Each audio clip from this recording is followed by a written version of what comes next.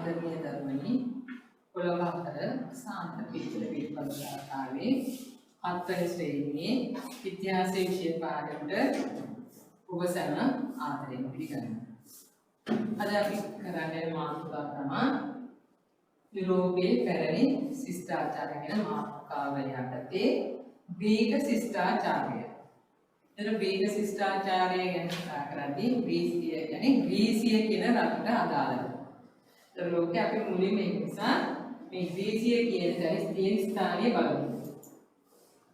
ලෝක සිතියම ගත්තොත් යුරෝපා මහද්වීපයේ මෙතන මේ ආර්ධද්වීප කොටසක් විතර කතු පාට කරලා තියෙන කොටස තමයි ග්‍රීසිය කියන කොටසට අයිති. ඉතින් මෙහෙම ගත්තාම ගියා සමහරව නමුත් ඔයගොල්ලෝ මේක බලද්දී ලෝක සිතියම පොත අරගෙන මේ ස්ථානයේ හොඳට බලන්න. ඒතකොට ඒක විශාල කළවනේ යුරෝපා මහද්වීපය කියන කොටස සිතියම් ප්‍රයාපිකව පෙරලා ගත්තාම මේ ස්ථානයේ පැහැදිලිව දැනගන්න පුළුවන්. එතකොට මේ තියෙන්නේ ඒ අන්තර්දීප කොටස විශාල කළ මේ තමයි. ඉතින් මේ කොළ පාට ගාලා තියෙන කොටස තමයි ග්‍රීසිය කියන්නේ. ග්‍රීසි රාජ්‍යය. ඒක මේ රාජ්‍යතාව ශිෂ්ටාචාරය තමයි ඈත අතීතයේ සම්බන්ධව මුලින්ම ආරම්භය. ඉතින් අපි මේ ග්‍රීසියේ පිහිටීම ගැන ඔයගලන්ට මුලින්ම කියන්න හිතනවා. ඉතින් දිශාවල් දැනගන්න ඕනේ. දිශාවල් කියන යුරෝපා මහද්වීපයේ පිටලා තියෙන මේ දකුණට වෙලා තියෙන අන්තර්දීපයක්. ඒකේ අපි ගත්තාම අයෝනියන් මුහුද බටහිර පැත්තෙන් නැගෙනහිර පැත්තෙන් ඊටියම මේ නිල් පාට ගානේ ජලය මුහුදු. එතකොට අයෝනියන් මුහුද ඊටියන් මුහුද දකුණු පැත්තේ තියෙන්නේ මධ්‍යධාරී මුහුද. මේ මුහුද අප්‍රිකා මහද්වීපය, යුරෝපා මහද්වීපය, මේ ආසියා මහද්වීපය අතර මේ විශාල මුහුද තමයි මේ කොටස තමයි මේ කියන්නේ. අයෝනියන් මුහුද, ඊටියන් මුහුද, අයෝනියන් මුහුද, ඊටියන් මුහුද, මධ්‍යධාරී මුහුද. ඒතර ඒ වලින් වට වෙලා තමයි මේ කියන්නේ. එතකොට ඒකේ මේ ග්‍රීසිය කියන එකේ පොඩි පොඩි රූප රාශියක් තියෙනවා. ඒ අතර ප්‍රධාන එක තමයි ක්‍රීට කියන දූපත. මේ ක්‍රීටය කියලා කියන මේ දූපත ග්‍රීසියටම අයිතිව තියෙන ගයක්. ඒක නිසා උලේ සිටියම මේ සිටියම සූදානම් කරලා ලකුණු කරලා තියාගන්න ඕනේ. ඒතර ඒක මේ දැන් කියන්නේ ස්ථාන ප්‍රධාන වශයෙන් විහිවිච්ච නගර. ඉතින් මේ ග්‍රීසිය ගැන කතා කරනවා නම් අද වර්තමාන ඈත අතීතයේ ඉතා දියුණුව වර්තමාන ලෝකෙ මේ තියෙන දියුණුවේ ආරම්භය කියන්න පුළුවන් මේ වේග ශිෂ්ටාචාරය.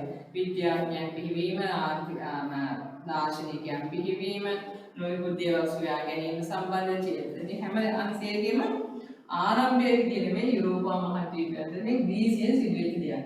ග්‍රීසිය, ඉතාලිය කියන රටවල් දෙක ප්‍රධාන වශයෙන් වැදගත් වෙනවා. මේ ග්‍රීසිය ගත්තාම භූගෝලීය ලක්ෂණ අපි බලන්න කියනවා ඊළඟට දැන් මේ පිළිගීම එතන භූගෝලීය ලක්ෂණ කඳු වලින් පිරි රටකේ අපිට දැන් මේ ප්‍රදේශය කුඩා ලෝක සිටියම ගත්ත කුඩා ප්‍රදේශයක්. නමුත් මේ ප්‍රදේශයේ කඳු වලින් පිරීලා අලංකාර භූමි ප්‍රදේශයක් කියලා කියනවා. ඒ අතර ඊටාම වැදගත් දේ තමයි මේ ඔලිම්පස් කන්ද. දැන් ඔයගොල්ලෝ ඔලිම්පික් ක්‍රීඩාවල් හිම ලෝකයේ ලෝක ප්‍රසිද්ධියට පත්වලා තියෙන මේ ඔලිම්පස් ප්‍රදේශය කඳු වලින් පිරිච්ච රට. ගංගාවල් ගලා බැසීම කියන්නේ මේ ප්‍රදේශයේ ගංගාවල් ගලා බැසීම ඒ ගංගා උපකාරී කරගෙන තමයි කෘෂි කර්මාන්තය කරන්නේ. ඒ නිසා කෘෂි කර්මාන්තය ඉදිරි කරුණා ඒ ගංගාවල් ඒ රාජ්‍ය තුළ තිබීම. ඒ වගේම සෞම්‍ය දේශගුණයක්. සෞම්‍ය ඒ කියන්නේ මහා කාර්යශාල දීර්ඝ කාලයක කාන්තාරත් මේ අධික සීතල ප්‍රදේශ නෙවෙයි සෞම්‍ය ශරීරයේ හිතකර දේශගුණයක් තියෙන ලෝක සිටීම ගත්තොත් මධ්‍යම තීරු ප්‍රදේශයේ තමයි මේ සෞම්‍ය දේශවල මේ සෞම්‍ය දේශවලින් ඉඳලා ඒක සත්ත්ව පාලනය කිරීම. එළුවන්, බැටළුවන්, ගවයන් යටියට අවශ්‍ය දේශගුණයක් හොඳයි. ඒනවා ඒ වගේම ජනතා ජීවිතයට හිතකරයි. ජනයාට ජීවත් වීම සඳහා හොඳ දේශගුණයක් පැවතීම. ඉතින් ඒකට වගා කටයුතු සාර්ථක කරන්න පුළුවන්, සත්ත්ව පාලනය කරන්න පුළුවන්. නොයෙකුත් කාර්යයන් සඳහා උපකාරී වෙන විදිහට මේ දේශගුණය මේ රටේ පිළිලා සුභා ධර්මයේම පිළිලා තිබීම. ඊළඟට කඩතොළු වෙරළ. කඩතොළු වෙරළ කියලා කියන්නේ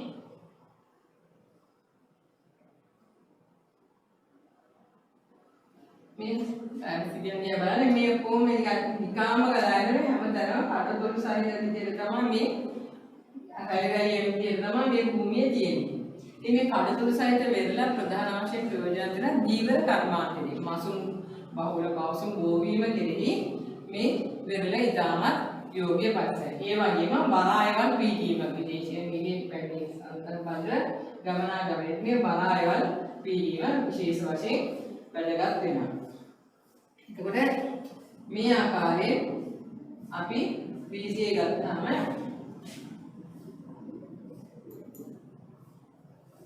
කඩතොළු වෙරළ ස්වභාවික වරායන් විදේශ සම්බන්ධතාවට හා වෙළඳ කටයුතු උපකාරී වීම. පිටරටවල් සමග පිටරට දානයක් ගමනාගමනය මේ හරහා සිදුවීමත් ඒ නිසා තමයි වෙළඳ කටයුතු. එදා ඉඳලම විදේශ සම්බන්ධ ප්‍රධාන වශයෙන් ඇතුලේ වෙළඳාම මුල් කරගෙන. ඒ කියන්නේ අවශ්‍ය ආහාර මේ වශයෙන් ගන්න ප්‍රධාන වශයෙන් දේවල් තමයි ආනයනය අපනයනය වශයෙන් ඒ කාලේ ගනුදෙනු කෙරුණේ. ඒ නිසා තමයි විදේශ සම්බන්ධතාවල වෙළඳ කටයුතු වලට උපකාරී වීම කියලා කියන්නේ. දේශ ගවේෂණ කටයුතු වලදීම මේ අපි දේශය ගැන සඳහන් කරනවා. එතකොට අපි මේකේ ගත්තාම දැන් දීඝ ශිෂ්ටාචාරය කියන එක ආරම්භය මොකක්ද කියලා බලමු. පීඨ දූපත මුල් කරගෙන මිනෝවන් ශිෂ්ටාචාරය පැවතීම. මිනෝවන් කියන ජන කොට්ටාසේ තමයි දැන් අපි එකේ අපේ යක්ෂ ගෝත්‍රයේ කියනවා වගේ මිනෝවන් ශිෂ්ටාචාරය තමයි මේ පීඨ දූපතේ තමයි ආරම්භ වුණා කියලා කියන්නේ. ඊට පස්සේ කාලයක් යද්දී ක්‍රමක්‍රමයෙන් යුරෝපයේ අනිකුත් රටවලින් විවිධ ජන කණ්ඩායම් ගෝත්‍ර කියලා කියන පොඩි විවිධ ජන කණ්ඩායම් මේ ප්‍රදේශයට ඇවිල්ලා ඒ අය කණ්ඩායම් පිටවත්තා. උදාහරණයක් දැන් ඉන්දියාවේ විජය කුමාරයා ඇවිල්ලා ඒ ගම් පිටවගෙන ඊට පස්සේ ආකාරයෙන් ජනාවාස උනානේ ජනපද පිටව ගම්මාන බිහිවුනේ. ඒ ආකාරයෙන් මේ අවට ගම් ප්‍රදේශවලින් උඩා කණ්ඩායම් ඇවිල්ලා ගෝත්‍ර කියන්නේ කණ්ඩායම් ඇවිල්ලා ගම් පිටවා ගැනීමක් සිදු වුණා. කියනවා එතන පිටුපුර 2000 පමණ වෙන විදිහට තමයි මේ ආකාරයෙන් ග්‍රීක ශිෂ්ටාචාරය ආරම්භ වුණා කියලා කියන්නේ. ඒ කියන්නේ මිනෝවන් ශිෂ්ටාචාරයේ ක්‍රමයෙන් පිළිහිලා ඒක ක්‍රමක්‍රමයෙන් අභාවයට ගිහිල්ලා මේ අමර පරමසින් පැවිදි ගෝත්‍රය ගම් පිළිටුවා ගැනීමක් සිදු වෙනවා. ඒ ආකාරයෙන් ග්‍රීක ශිෂ්ටාචාරය පිටුපුර 2000 පමණ වෙද්දී ආරම්භ වුණා කියලා කියනවා.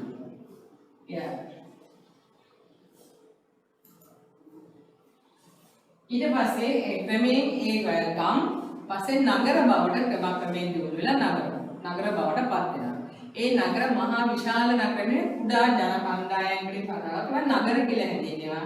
ඒ නගරවල හඳුන්වපු විශේෂ නමක් කිව්ව එකට පෞර රාජ්‍යම් පිළිවෙල. පෞර කියන රාජ්‍යය. ගම් දියුණු වෙලා නගර බිහි වෙනවා. ක්‍රිස්තු පූර්ව 700 වන විට.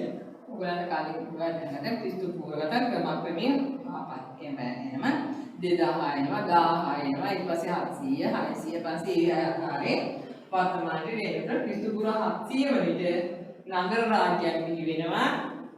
ඒ කියන්නේ අර ගම්මාන නගර වශයෙන් තිබුණා. ඒව හැදින්නුවේ පෞර රාජ්‍යයක් කියලා. පෞර රාජ්‍යයක් කියන විශේෂ වචනයක් කියනවා පෞර රාජ්‍ය. කුඩා නගර කියන අදහස තමයි එකෙන් කිව්වේ. නගර රාජ්‍ය පුර රාජ්‍ය ලෙස තැන්දිලා. දැන් අපි අනුරාධපුරය ඊළඟ පුරේ නගරයක් කියන අදහස ගත්තා ඒක කියනවා. එතකොට මේ නගර තමයි පෞර රාජ්‍ය කියලා හැඳින්වුවේ. පුරය කියලා පුර රාජ්‍ය කියලා හැඳින්වුවේ ඒ දේ. පෞරේවත් පුරය යන නගරයට භාවිත වන තවත් නමක් කියලා කිව්වේ අන්නේ හේතුව නිසායි. එතකොට මේ පෞර රාජ්‍ය වල විශේෂ ලක්ෂණයක් තමයි පෞර රාජ්‍ය වල කැපී පෙනෙන ලක්ෂණ. භූමි ප්‍රදේශය කුඩා වීම. පොඩි භූමි ප්‍රදේශය තමයි මේ උදාහරණ ජන සංඛ්‍යාවකදී ජනගහනය ඉතා සීමිතයි. විශාල ජන සංඛ්‍යාවක් කියන්නේ ඒ පොඩි ජනගහන ප්‍රමාණයක් විදිහට ඒ වලින් හැදිච්ච ගම දියුණු වීම තමයි නගරයටපත් වෙන්නේ. ඒක භූමි ප්‍රදේශයේ කුඩායි ජනගහනය සීමිතයි. පුරවැසියන්ට පමණ දේශපාලන අයිතිවාසිකම් ලැබීම. ඒ කියන්නේ ඒ කාලේ පුරවැසියන් කියලා ගත්තේ රටේ පුරවැසියන් කියන්නේ වැඩිහිටි පිරිමි අය. දේශපාලනයට සම්බන්ධ වෙච්ච ගත්තම ඉතින් මේ පුරවැසිය අනිත් සමාජීය කොටස් විවිධ තව කොටස් වල බෙදලා තිබුණා. නමුත් දේශපාලන වශයෙන් රටේ පාලන කටයුතු සහභාගී වෙන්නේ මේ පුරවැසියන් කියන අය. වැඩිහිටි පිරිමි කියන කණ්ඩායම. ඒ අයගේ ලක්ෂණයක් තුනයි. ඒතර මේ වැඩිහිටි පිරිමි මේ අය වෙලා සාකච්ඡා කරලා තමයි රටේ පාලන සම්බන්ධ තීරණ ගත්තේ. පොඩි කරලා ඒ අපි ක්‍රමයට කියන වචනයක් තමයි ප්‍රජාතන්ත්‍රවාදී කියලා. ප්‍රජාතන්ත්‍රවාදී කියන්නේ රටේ පාලනයට අවශ්‍ය දේවල් ජනතාව විසින් ජනතාව විසින්ම සාකච්ඡා කරලා ඒ අවශ්‍ය විදිහට පාලන කටයුතු කිරීම. ඉතින් ඒක නිසා සියලු රටේ සීමිත ජන සංඛ්‍යාවක් ඉන්න හැමෝටම එකතු වෙන්න පුළුවන් නේ. ඒ නිසා ඍජු ප්‍රජාතන්ත්‍රවාදී කියලා කියන ඍජු ප්‍රජාතන්ත්‍රවාදී පාලන ක්‍රමය. අද වර්තමාන ලෝකයේ බොහෝ රටවල් වල මේ පවතින ප්‍රජාතන්ත්‍රවාදී පාලන ක්‍රමයට මූලික අඩිතාලම වැටෙන්නේ මේ BC. ප්‍රජාතන්ත්‍රවාදී කියන්නේ ප්‍රජාව විසින් ප්‍රජාව පාලනය කිරීම සඳහා කරන කිරීමක් කියන එක. ඒත් ප්‍රජාව කියන්නේ ජනතාව. ජනතාව පාලනය කරන්න ජනතාව විසින්ම ජනනායකයන්ව පත් කරගන්නවා. සාමාන්‍යයෙන් දැන් අපේ ලංකාව ගත්තාම ඇමතිවරුන් පත් කරගන්නේ නායකයන් පත් කරන්නේ ඡන්දයෙන්. මේකයි විවිධාකාර දේවල් වේදිකේ සිදුවෙනවා. ලෝකෙදි මේ ආකාරයේ රට පාලනය දැන් වැඩි හේතුව ජනගහනය වැඩි වෙද්දී මුළු ජනසාගරම රැස් වෙන්න අපහසුයි. ඒ නිසා ඒ වෙලේ නියෝජිතයන්ව තෝරාපත් කරලා හරිනවා. ඒක නිසා දැන් තියෙන මේක නියෝජිත ප්‍රජාතන්ත්‍රවාදී පාලන ක්‍රමයට නියෝජිත ප්‍රජාතන්ත්‍රවාදී පාලන ක්‍රම කියලා හඳුන්වනවා. එතකොට ඒ සදායක මූලික අනිදාන තමයි BCෙන් ආරම්භ වුණේ අද වර්තමාන ලෝකෙට දායකයන්ද ඍජු ප්‍රජාතන්ත්‍රවාදී පාලන ක්‍රමයක් ආරම්භ වීම කියන එක. බොද කාරණා සමහරවිට ඒකාධිපති ආණ්ඩුකය කියලා කියන ඒකාධිපති කියන්නේ රජතුමාගේ එයාගේ රජතුමාගේ කැමැත්ත අනුව රට පාලනය කිරීම. ඒතර ජනතාවගේ අදහස් විමසීමක් නැහැ. ඒක වෙනම ක්‍රමයක්. ඉතින් මේක මහා ජනතාවට අවශ්‍ය දේ මහා ජනතාවත් එක්ක සාකච්ඡා කරලා තීරණ කළා ජනතාවට හිත කර දිස පාලනය කිරීම ආරම්භ කිරීම තමයි ඒකෙන් අදහස් කරන්නේ. ඒතර නූතන ලෝකයේ පවතින මේ පාර්ලිමේන්තු ප්‍රජාතන්ත්‍රවාදයේ පදනම වෙනවා කියලා කියන්නේ ඒකයි. පාර්ලිමේන්තු ප්‍රජාතන්ත්‍රවාදය කියන්නේ නියෝජිත ප්‍රජාතන්ත්‍රවාදය. හැමෝටම රැස් වෙන එක දැන් බැරි නිසා ඒ අය වෙන නියෝජිතයන් යවලා ඒ නියෝජිතයන් රැස් වීම පවත්වන එක තමයි පාර්ලිමේන්තුව කියලා හඳුන්වන්නේ. දැන් අපේ ලංකාවේ මේ පාර්ලිමේන්තුව විතර අපි ඉන්නේ නියෝජිතව. ඒක පාර්ලිමේන්තු ප්‍රජාතන්ත්‍රවාදයේ පදනම වෙනවා. ඉතින් ඒ කාලේ විවිධ ශිෂ්ටාචාර සමයේදී මේ පාලන කමිටුවේ තිබුණු ප්‍රධාන වේද පෙරික්ලිස් කියන පාලකයා. පෙරික්ලිස් කියන පාලකයා මේ ඇක්‍රොපොලිස් කියන ප්‍රදේශයේ අගනගරය කරගෙන පාලනය වෙච්ච කියනවා. මේ පෙරික්ලිස් පාලකයාගේ කාලය BC ඉතාම දියුණු පාලක ස්වර්ණමය යුගයක්. ඉතාම හොඳ පාලන යුගයක් තිබිච්ච කාලයක් විදිහට හඳුන්වනවා මේ පෙරික්ලිස් යුගය. එතන මේ ඇක්‍රොපොලිස් කියන්නේ ඒ ප්‍රදේශයේ තියෙන අග නගරය. මෙයාගේ පාලන කාලයේදී අග නගරය වශයෙන් අපි කොළඹ කියනවා වගේ ඒ BC මේ කාලය.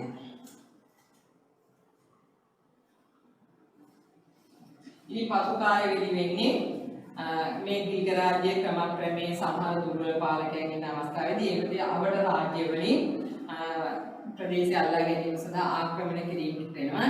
ඒ වගේ ඒ අසල රාජ්‍යයකින්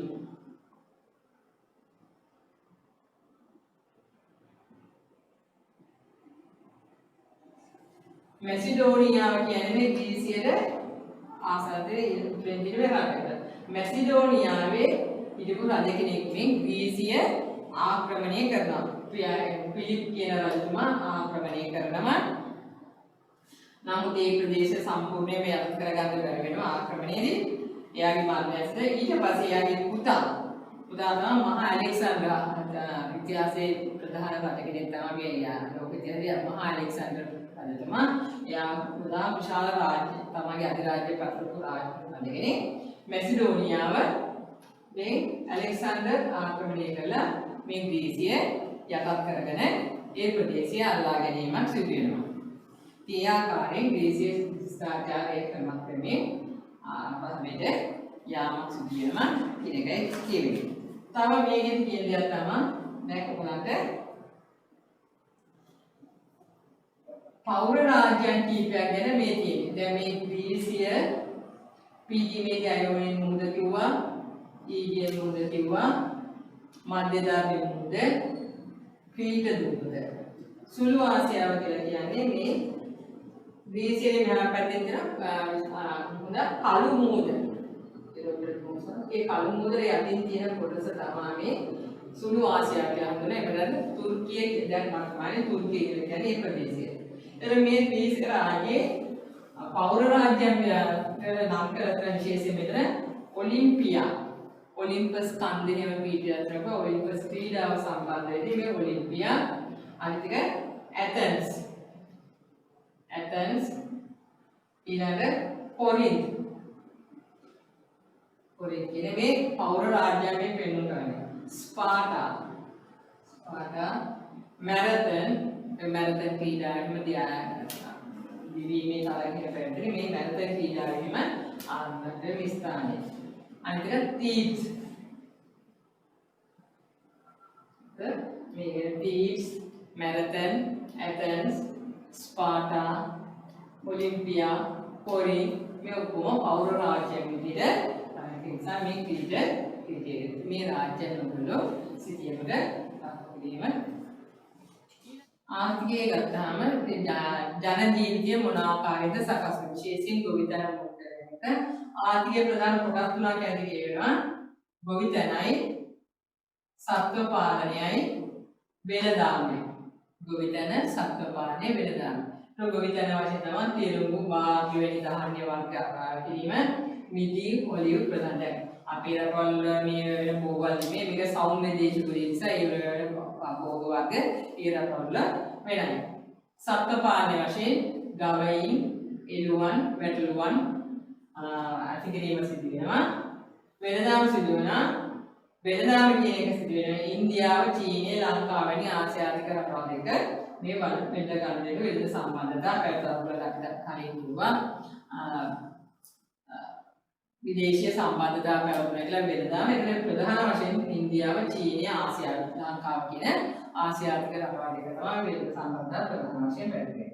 ඊළඟ අපේ ලංකාව හැඳින්වුවා මේ තැක්‍රබෙයින් කියලා හඳුන්වන්නේ මෙතන මේ වචනේ පොඩ්ඩක් ගන්න තැක්‍රබෙයි.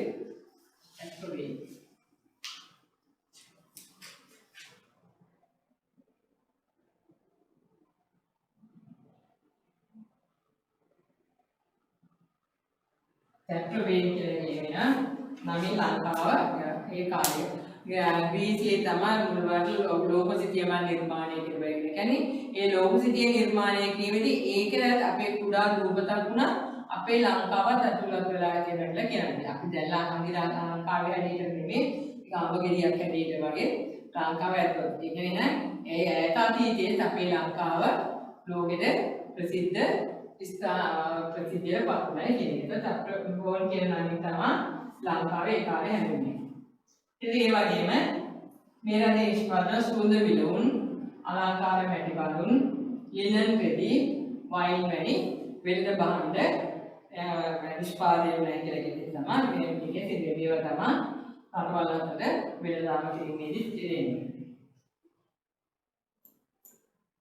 මේ තියෙන කීන දිසාචාරයේ ඉලක්කවලට උදාහරණ එකක් මේ මැටි බලුන් ඒ කාලේ චීනයේ ග්‍රීකයේ නිර්මාණය වෙච්ච මේ වගේ ඔලිව් මේ අපේ ලංකාවේ වෙරුළු ගස් හා සමාන ඒ රට ප්‍රධාන දෙයක් තමයි ඔලිව්. කියන්නේ ඔලිව් ගසේ තව භෝග වර්ග වඩා කරද්දී මේ ප්‍රධාන වශයෙන් උදාහරණ දෙකක් විතරයි උනට. එතන ජන ජීවිතය ගත්තාම පැරණි ග්‍රීක සමාජය කොටස් තුනකින් සමන්විත වුණා. ප්‍රගුණ, සාමාන්‍ය වශයෙන් වහලු. ප්‍රගුණ කියන්නේ රටේ පාලනය සම්බන්ධව ඒ ක්‍රියාකාරකම් සම්බන්ධව ප්‍රධාන නිලධාරීන් ප්‍රගුණ කියනවා. සාමාන්‍ය වශයෙන් ඔය වගාවක් ගොවිතැන් කටයුතු කරන කර්මාන්ත කරගෙන ඒ විදිහට. මේ වහලුන් කියන කොටස තමයි පහත් සමාජයක් විදිහට සොයලා ඒගොල්ලන්ගෙන් තමයි වැඩ ගන්නෙ. බර වැඩ උදාත් මේ සමාජසලාගෙන බර වැඩ කිරීමක් කරවන්නේ මේ ජන කොට්ටාසේ ළමයින්ට සමාජයේ කොටස් තුනකට බෙදලා තුන ප්‍රභූන් සාමාන්‍ය වැසියන් වහලුන් කියලා කොටස්. පවුල කුඩා මේක කියව අතර බොහොම සරල ජීවන රටාවක්. කියන්නේ තරඟකාරීත්වයක් අයව කරදෙන මේ ආයෙත් එහෙම නෙමෙයි එදිනෙදා ජීවිතේ අරවල දේවල් කරලා ආහාර නිෂ්පාදනය කරගෙන ආරක්‍යාව කරගෙන ජීවත් වෙන තමයි මේ කුඩා මේක සරල ජීවන රටාවක් පැවැත්වෙන කියලා කියන්නේ. ආහාර පාන වශයෙන් එළවලු මාස් මාළු භාවිතයෙන් පාටි වයින් මේ වගේ වගා කරන භෝගයන් ගන්නවා. නිවාස හැඳුම් පැළඳුම් ප්‍රභූ ජනයාට මහල් නිවාස කියලා ගත්තාම මැද විදුල වටා කාමර කුස්සිය ගබඩා කාමර ඉදිරියට තිබීම සාමාන්‍ය ජනයාට කුඩා නිවාසය. දැන් මේ මහල් නිවාස ගත්තාම මැද කාමරය විදිහට අපට ඉතා විශාල ගොඩනැගිලි නිර්මාණය කිරීමට මැද විදුල වටා කාමර. ඊළඟ ප්‍රධාන වශයෙන් ඒ රටේ ගෘහ නිර්මාණය කිරීමේදී වැදගත් නැගලකට දේවල කාමර කුස්සිය ඇතුළත් වෙන ගබඩා බඩු තැන්පත් කරන කාමර ඒ ඔක්කොම ඇතුළත් වෙන විදිහ තමයි ඉන්නේ. සාමාන්‍ය ජනතාව කුඩා නිවාසවල ජීවත් වෙන විදිහ තමයි යන්නේ. මහල් නිවාසවල තට්ටු පිටිනේ විදිහට ගොඩනැගිලි නිර්මාණය ආරම්භ වුණා කියලා කියන්නේ මේ BC කියන රාජ්‍යයෙන් තමයි. ඇඳුම් පැළඳුම් ගත්තාම දැන් වහලුන් විදිහට ගත්තාම එනවා මේ ප්‍රභූවරුන්ගේ ඇඳුම් විදිහට සාමාන්‍ය ජනතාවගේ ඇඳුමේ ආකාරයෙන් මේ ඇඳුම් විලාසිතාවන් නිර්මාණය වෙලා තියෙන රජවරුන් ඒ ආකාරයෙන්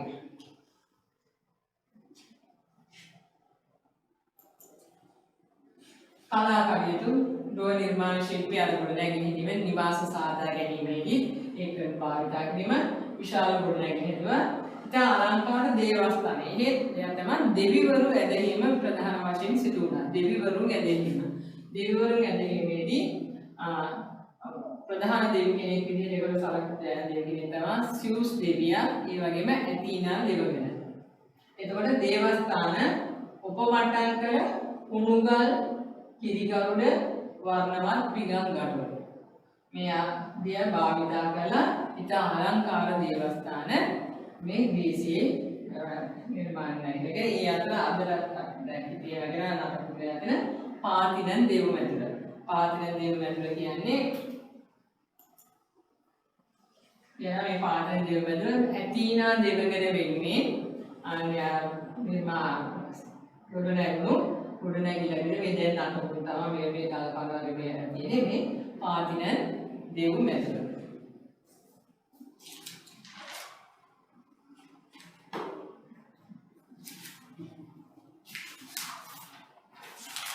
ඊළඟට මූර්තිහා ප්‍රතිමා.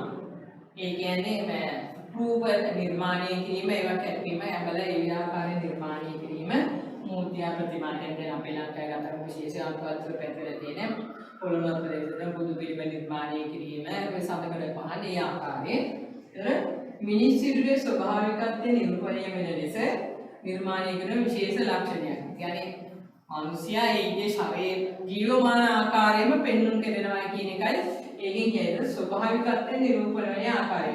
ඒක පොතම උදාහරණයක් කරනවා කවපෙත්ත විසි කරන්නාගේ ප්‍රතිමාව ඇතීනා දෙවියන්ගේ ප්‍රතිමාව.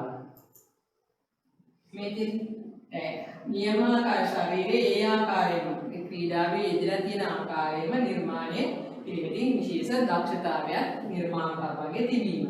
මේ කවපෙත්ත විසි කරන්නාගේ ප්‍රතිමාව ඒක මේ ඇතීනා දෙවියන්ගේ ප්‍රතිමාව. මේ ඇතීනා දෙවියන්ගේ ප්‍රතිමාව නිර්මාණය කිරීමේදී විශේෂයෙන් භාවිතා වෙලා කියනවා වන් භාවිතා කිරීමක් කාලයේ කිරීමක් ආකාරයෙන් මේ ඇතීනා දෙවියන්ගේ ප්‍රතිමාව නිර්මාණය කිරීම. ඇද්දල හා කන් වැනි දේවල් භාවිතා කරලා තමයි මේ ඇද්දල කන් ආරම්භ කළා. මේ ආකාරයෙන් වර්ණවත් විදිහට කොහොමද දිලිසෙන ආකාරයෙන් ඔයගොල්ලෝ පොතේ මේ පිළිතුර තියෙනවා. මේක දැනගන්න පුළුවන්. කවපෙත්ත විසි කරන්නාගේ ප්‍රතිමාවයි ඇතීනා දෙවියන්ගේ ප්‍රතිමාවයි කියන ඊළඟ සාහිත්‍යමය අතුරු දීවැතිය. පොත් ලිවීම, කතන්දර, කවි, වර්ණනාකී හංගා විදිහට පොත් ලිවීම සිදු වෙනවා. මේ ග්‍රීක ශිෂ්ටාචාරයේ ප්‍රධාන වශයෙන් වැදගත් වෙනවා. ඉතින් ඒ ආකාරයෙන් පොත්පත් සම්බන්ධව කරන නාට්‍ය නිර්මාණය කිරීම කලා පැත්තට කලාත්මක අංශය දියුණු වීමත් මේ ශිෂ්ටාචාරය. ඒකේ සාකච්ඡාවේ සුඛාන්ත දුකාන්ත යන කියන්නේ ශෝක ජනක නාට්‍යයන් ඒකව සතුරු පුදුර නාට්‍ය ඒ ආකාරයෙන් නාට්‍ය වර්ග නිෂ්පාදනය කරලා තියෙනවා නිර්මාණය කරලා තියෙනවා. ඒ නාට්‍යකරුවන් අතර ඊස්ටලස්, සෙපොක්ලිස්, ඉරිපීඩිස්, ඇස්ටොපනිස් කියන විදේ නාට්‍ය කරුවන් නාට්‍ය නිෂ්පාදනය කරපු අයගේ නම් තමයි මේ ඉන්නේ. ඒ ඔයගොල්ලෝ නම් දැනගන්න ඕනේ ග්‍රීක ශිෂ්ටාචාරය සුවිශේෂ වෙච්ච නම් ටික. පොත්පතේ සම්බන්ධයෙන් දීර්ඝ භාෂාව භාවිත කරලා ලියලා තියෙනවා. වීර කාව්‍ය, කවි පොත්, ඉතිහාස කතා, උසස් සාහිත්‍ය නිර්මාණ අතර ඒ අතර ප්‍රධාන කවිය තමයි හෝමර් කියන කවිය. එයාගේ ප්‍රධාන තමයි ඉලියඩ් හා ඔඩිසි කියන කාව්‍ය පොත. හෝමර්ගේ ඉලියඩ් සහ ඔඩිසි කියන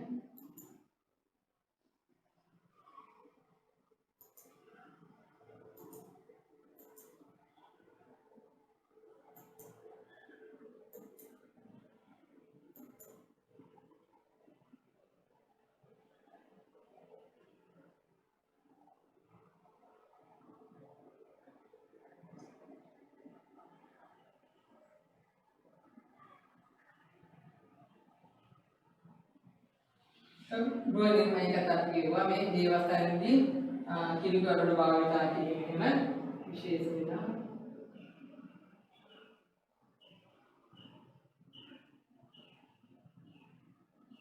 දැන් අධ්‍යාපනය දර්ශනීය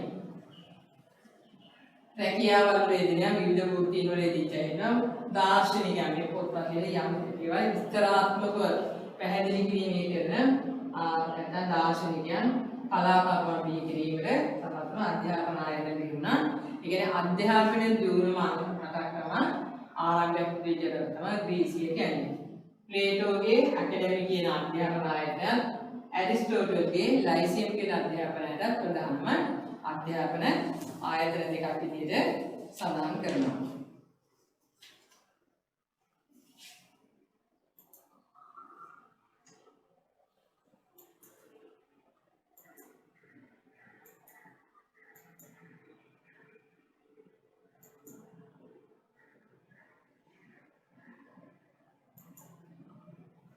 दार्शनिकයන් තමයි උදාහරණයක් කියනකොටම සොක්‍රටිස්, ප්ලේටෝ, ඇරිස්ටෝටල්.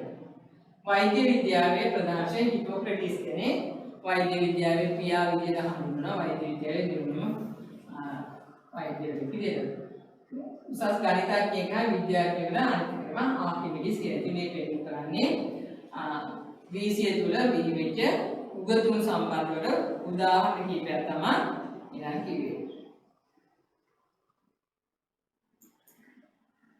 ආගම දේව වන්දනා වැඩි වශයෙන් ප්‍රාර්ථනා නගරවල වෙන්නුනේ එක නගරවල වෙන්නුනේ දෙවිවරු හිටියා. ප්‍රධාන වශයෙන්ම ප්‍රධානම දෙවියෝ විතර ගන්නේ සියුස් දෙවියා. එයාගේ දුවේ විදිය තමයි ඇටීනා කියලා ගන්නෙ. තව හිරානා කියලා හිටිය දේවගණ සියුස් දෙවියයි ඇටීනා දේවගණයි ප්‍රධාන වශයෙන් ග්‍රීසියේ ප්‍රධාන දෙවිවරු විදියට ගෙනියනවා. ඇටීනා දේවගණ වෙලේ තමයි පාතිනන් කියන දේවස්ථානය ඉදිකර දිනවගන්න අර කලින් පෙන්නපු දේවස්ථානය. ඊළඟ ක්‍රීඩා. අද වර්තමාන ලෝකයේ පවතින ප්‍රධාන ක්‍රීඩා තමයි ජාත්‍යන්තර ක්‍රීඩා ඔලිම්පික් ක්‍රීඩාව. ඒතර ඔලිම්පික් ක්‍රීඩාවේ ආරම්භය මේ ග්‍රීක රාජ්‍යයේ ඔලිම්පස් ස්කන්ධය ආශ්‍රයයට ක්‍රීඩාවෙන් තමයි ඒ සඳහා ප්‍රධාන ක්‍රීඩා ගැන දිවීම, මල්ලෝපොර, බල එසවීම, කවපෙත්ත විසිරීම කියන එක. දැන් මැරතන් කියලා එහෙම ගන්නේ මේ දිවීම, ගමහරහා දිවීම කියන තරගෙම මේ ග්‍රීසියෙන් තමයි ආරම්භ වෙලා තිබුණේ. සියුස් දෙවියා සිහි කිරීමට අවුරුදු 4කට වරක් තමයි ඒ කාලේ ග්‍රීසියේ මේ ක්‍රීඩාවම පවත්වලා තියෙනවා. ඉතින් ඒ ක්‍රමේ තමයි දැනටත් මේ අවුරුදු 4කට වරක් මේ ඔලිම්පික් ක්‍රීඩා තරග පැවැත්වීම අද ලෝකේ ජාත්‍යන්තර වශයෙන් සිදු වෙන දෙයක්. ඉතින් මේ හැම සෑම පෞර රාජ්‍යයකම මේ ඔලිම්පික් ක්‍රීඩා පවත්වලා තියෙනවා. ඒ ක්‍රීඩාවලින් ප්‍රධාන වශයෙන් බලාපොරොත්තු වෙන්නේ V කියන්නේ එකමුතුකම පිළිබිඹු කරන. තරගයේදී ජය පරාජය ජය තුනක් පරාජය බාර ගැනීම සහයෝගයෙන් එකමුතුකමේ අසුහදත්වයෙන් කටයුතු කිරීමට පුළුවන්කම මේ දේ සිදුවන. V කියන්නේ අතර එකමුතුකම පිළිබිඹු කරයි. ඒක ප්‍රධාන වශයෙන්ම ලෝකයේ වැදගත් වෙන දෙයක්. දැනට අපි ඔලිම්පික් ක්‍රීඩා බලාපොරොත්තු වෙන දේවල් තමයි කරන්නේ. ඒ තරගකාරීත්වයක් ඇති වුණා. ඒ නිසා අපේ ලෝකෙට වර්තමාන ලෝකෙ ලැබිච්ච දායාද වලින් ප්‍රධාන දෙයක් තමයි මේ ඔලිම්පික් ක්‍රීඩාව කියන දේ. ඉතින් මේ ආකාරයෙන් ගත්තාම ලෝකේ ග්‍රීසිය කියන රාජ්‍ය ඈත ආරම්භයේ ග්‍රීක ශිෂ්ටාචාරයෙන් ආරම්භ වෙච්ච ඒ දේවල් තමයි වර්තමානයේ බොහෝ දේවල් තියෙන්නේ. ගත්කරුවන් බිහිවීම, නිර්මාණ ශිල්පීන් බිහිවීම, ප්‍රතිභා මූර්ති නිර්මාණය කිරීම, නාට්‍ය කලාවේ හැම අංශයකම දියුණුවක් මේ ඇතුළයි කියන්නේ. ඉතින් ග්‍රීක ශිෂ්ටාචාරයෙන් ලෝක උරුම වූ දායාද. යුරෝපා ශිෂ්ටාචාර ගොඩනැගීමට අවශ්‍ය මූලික පදනම ශිෂ්ටාචාරයෙන් ගැනීම. ඒ කියන්නේ ඉතින් යනකොට යුරෝපයේ අනිකුත් රටවල් වල රෝම ශිෂ්ටාචාරය එදිලා යුරෝපයේ සංවාදිත දියුණු රටක් බවට පත් මුලින් ආරම්භයේ මේ ග්‍රීක ශිෂ්ටාචාරයෙන් තමයි. මේ දේශ ගවේෂණය කරනදී ඒ ව්‍යාප්තියට මේ ග්‍රීක ශිෂ්ටාචාරයේ පොත්පත් ලිවීම ඒ තුළින් විද්‍යාත්මක දැනුම පැතිරී යාම වැදගත් වෙනවා. දේශපාලන, සාහිත්‍ය, විද්‍යාව, කලාව බිහිවීම, දාර්ශනිකයින්, චින්තකයින් ගේ මේ හැම දෙයක්ම මේ ග්‍රීක ශිෂ්ටාචාරයෙන් ආරම්භ වෙලා තමයි අද ලෝකයේ මේවා ව්‍යාප්ත වෙලා වඩන්නේ. අන්තිම තමයි නූතන ප්‍රජාතන්ත්‍රවාදී පාලන ක්‍රම. අද ලෝකයේ පවතින ප්‍රධාන පාලන ක්‍රමය තමයි ප්‍රජාතන්ත්‍රවාදී පාර්ලිමේන්තු ප්‍රජාතන්ත්‍රවාදී ක්‍රමය.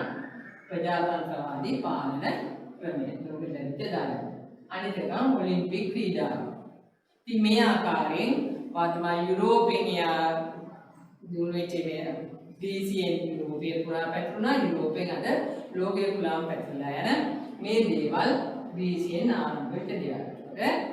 ඒ මිනෝවන්ස් කියන ජන කොට්ටාසයෙන් ඒ ආරම්භ වෙච්ච ග්‍රීසියේ ඊට පස්සේ භෞතික වශයෙන් පැමිණිලා මේ ආකාරයෙන් ග්‍රීසිය අද වර්තමානයේ දියුණු රටක් බවට පත්වනවා. මෙවැනි දේවල් ලෝකෙට දායාද වුණේ මේ ග්‍රීක ශිෂ්ටාචාරය නිසා. ඉතින් අද මේ පාඩම මෙතනින් අවසන් කරනවා. ඔබ සැම දිනකට ස්තුතියි. යේසුස් ක්‍රිස්තුස්